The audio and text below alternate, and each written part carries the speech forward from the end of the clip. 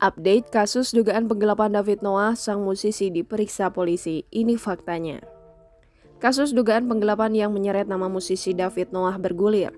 Sang musisi mendatangi Polda Metro Jaya pada Selasa 24 Agustus 2021 guna menjalani pemeriksaan terkait kasus dugaan penggelapan uang Lina Yunita sebesar 1,15 miliar.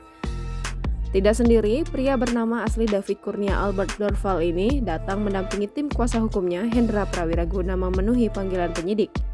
Diberitakan sebelumnya, Lina Yunita melaporkan David Noah ke Polda Metro Jaya pada 5 Agustus 2021 terkait dugaan penggelapan uang sebesar 1,15 miliar rupiah.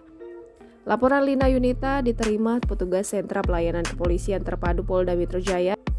Dalam laporan itu, Lina Yunita melaporkan dua orang bernama David Kurnia Albert Dorval atau David Noah dan Yudi Sulistiono yang dijerat dengan pasal 378 atau 372 KUHP.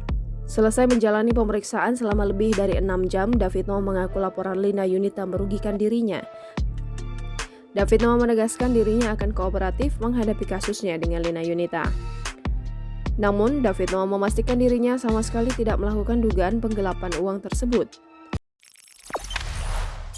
Jangan lupa subscribe, share, komen, dan like ya!